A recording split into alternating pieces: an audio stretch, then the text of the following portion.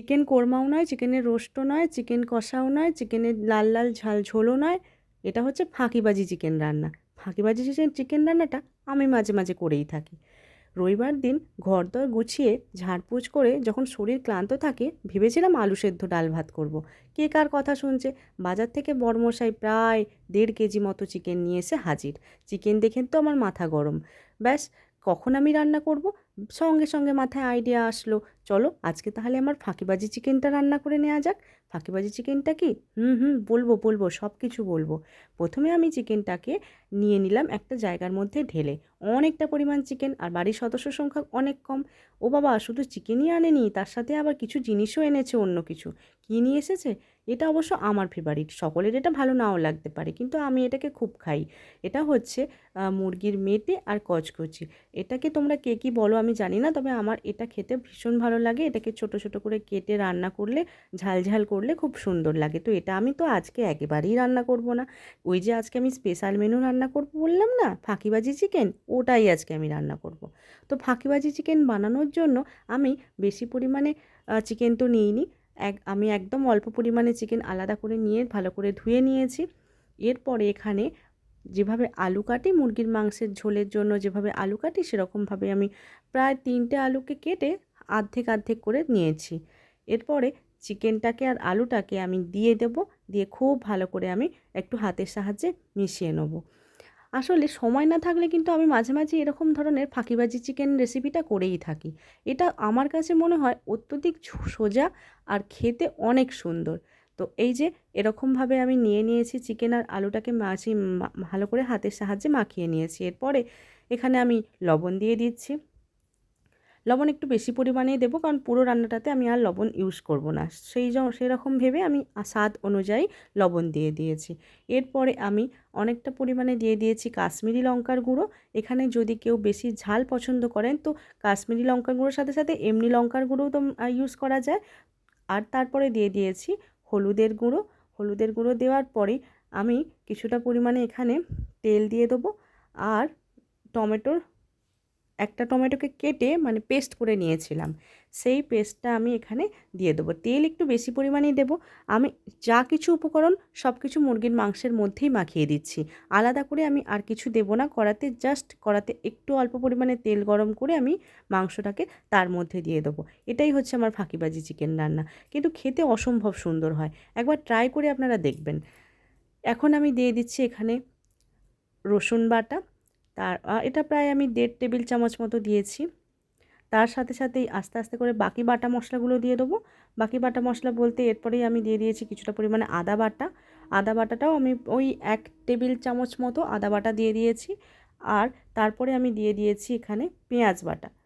পেঁয়াজ বাটাটাকে পুরোপুরি মিহি করে বেটে নিয়ে নিই। একটু একটু পেঁয়াজের গোটা গোটা অংশ আছে, একটু একটু মিহি করা আছে।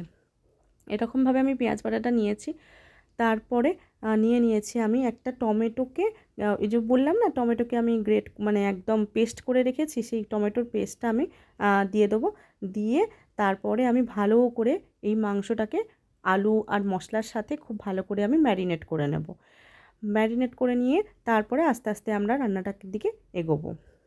তো এই যে সমস্ত মশলা আমার দেয়া হয়ে গিয়েছে। এবার হাতের সাহায্যে অবশ্যই হাতটাকে পরিষ্কার করে ধুয়ে নিয়েছি। তারপরে হাতের সাহায্যে খুব ভালো করে মাংসটার সাথে মশলাগুলোকে আমি মিশিয়ে নিচ্ছি। তো এখানে আমার লঙ্কার গুঁড়োটা মানে কাশ্মীরি লঙ্কার গুঁড়োটা একটু কম হয়েছিল। এটা আমি পরে আরেকটু দিয়েছি, সেটা আর ভিডিও করা হয়নি। তো লবণ টবণ সব তো দেওয়াই আছে এখানে। যা কিছু মশলাপাতি রান্না করতে গেলে লাগে সব কিন্তু আমি দিয়ে এভাবে রেখে দিয়েছি মিনিট 15। এখন আমি কড়াতে মানে গ্যাসের উনুনে একটা কড়াকে বসিয়ে দিয়ে ভালো করে গরম করে নিয়েছি। তারপরে এখানে আমি তেল কিছুটা পরিমাণে দিয়ে দেবো। আমার এই ফাঁকিবাজি চিকেন রান্নাটা আমার যখন সময় হাতে একদম থাকে না, তখন আমি বানিয়ে নিই। কারণ এত সহজে আর খেতে এত সুন্দর হয় যে মানে না খেলে বিশ্বাস করা যায় না।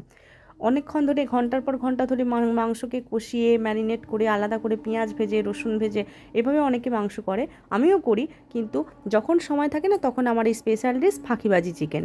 তো এই যে হয়ে গেল। এখন আমি তেল গরম করে নিয়েছি। গরম করা তেলেতে একটা একটা করে আমি ফোড়ন দিয়ে দেবো।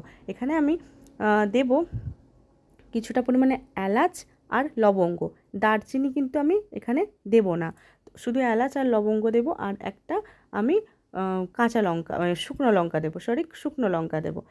আর সবার প্রথমে যেটা আমি মিস করে যাচ্ছি, যে আমি একটু চিনি দিয়েছি। চিনি কেন দিয়েছি না, তরকারিটাতে মানে মাংসটাতে একটু লাল লাল কালার আসার জন্য। এটা আমার মাও করে, আর আমিও এখানে মায়ের কাছ থেকেই শিখেছি যে গরম তেলের মধ্যে একটু জাস্ট সামান্য পরিমাণে চিনি দেওয়ার পর ওয়েট করতে হবে, সেটা চিনিটা আস্তে আস্তে আস্তে আস্তে তেলের মধ্যে উঠে মানে ক্যারামেলাইজড হয়ে গেলে পরে একটা বেশ লাল রঙের একটা মানে লাল হয়ে যায় আর কি।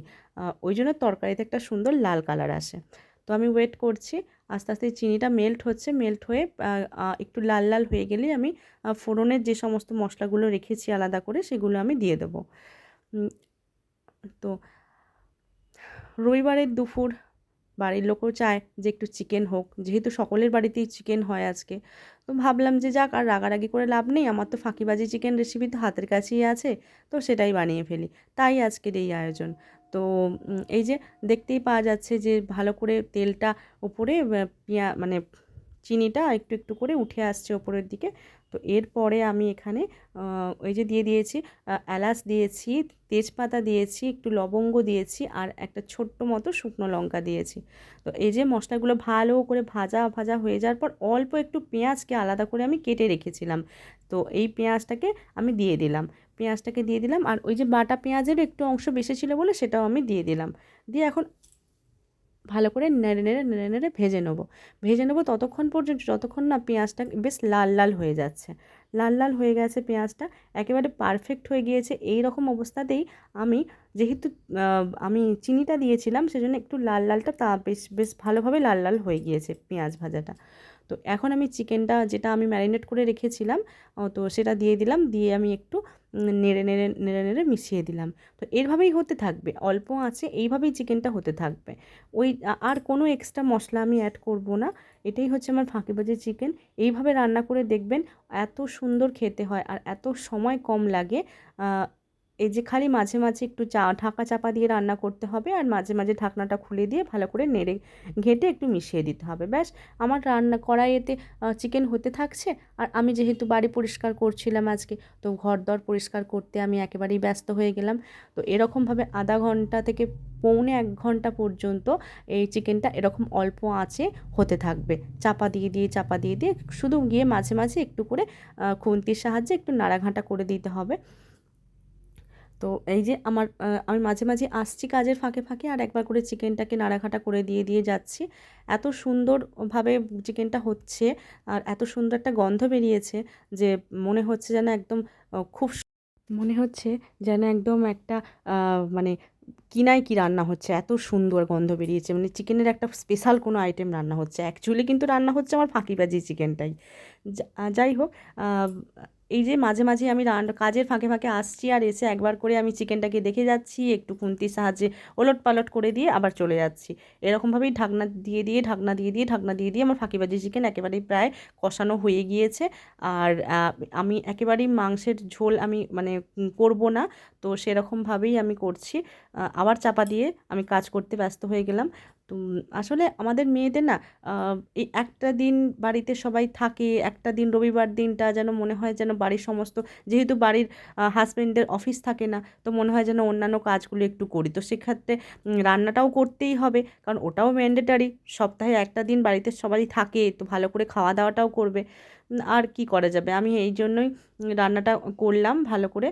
তো ভালো করে নয়, এটা ফাঁকিবাজি চিকেনই, ফাঁকিবাজের মতোই হয়েছে রান্নাটা, কিন্তু খেতে অসম্ভব সুন্দর হয়েছিল। একেবারেই আমার হাজবেন্ড বা ছেলে কেউই বলেনি যে এটা একদম বাজে খেতে হয়েছে বা কিছু। এখন আমি দিয়ে দিলাম একটুখানি তেজপাতাকে কুচি কুচি করে এর মধ্যে দিয়ে দিলাম, যেহেতু একদম কষানো হয়ে গিয়েছে, মাংস প্রায় একদম রেডি হয়েই এসেছে। এখন আমি তেজপাতাটা এই কারণে দিলাম যে এখন যদি তেজপাতাটা আমি দিই, তো একটা বেশ সুন্দর তেজপাতার ফ্লেভারটা গোটা মাংসের মধ্যে চলে আসবে। আর হ্যাঁ, একটা জিনিস আমি এখানে অ্যাড করব, সেটা আমি ক্যামেরা করতে ভুলে গিয়েছি। সেটা হচ্ছে একটা ছোট্ট বাটিতে একটু গরম জল নিয়েছি, তার মধ্যে একটুখানি আমি ঘি কে গুলে দিয়েছি, তার সাথে একটুখানি হলুদ, আর অনেকটা পরিমাণে কাশ্মীরি লঙ্কার গুঁড়ো গুলে সেই পেস্টটা করে আমি এর মধ্যে ঢেলে দিয়েছি।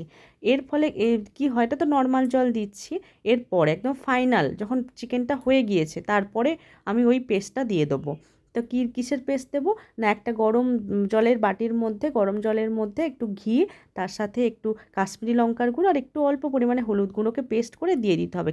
দিয়ে দিলে কি হয়, এই যে একটা বেশ কালারটা তো লাল আসবেই, আর একটা স্বাদটা যেন মনে হবে যে মাটন মাটন গন্ধ বেরোচ্ছে চিকেন থেকে। তো এইটা আপনারা করে দেখবেন। এটা একটা ছোট টিপস দিলাম, খুবই সুন্দর আর খুব কার্যকরী। চিকেনটা হয়ে গিয়েছে, এখন আমার এত জোর খিদে পেয়েছে যে আমি নিজেই বসে পড়েছি খেতে। হ্যাঁ, আগে অবশ্য হাজব্যান্ড খেয়ে নিয়েছে, তারপরে আমি নিজে বসে পড়েছি খেতে। তো এই যে ভাত নিয়ে নিয়েছি, তার সাথে আমার এই ফাঁকিবাজি চিকেনটা নিয়ে নিলাম একটা আলু নিয়ে নিলাম। উফ, এত গরম, পুরো ধোঁয়া উঠছে, আমার আর তর সইছে না, আমি নিয়ে বসেই পড়লাম। দেখি তো কীরকম হয়েছে, মাংস তো খুব ভালোভাবেই সেদ্ধ হয়ে গিয়েছে। এই যে, ও বাবা, এত অসম্ভব সুন্দর হয়েছে। আমি একটু ছোট্ট দেখে লেগ পিসের টুকরো নিয়েছি। এই যে এত সুন্দর হয়েছে,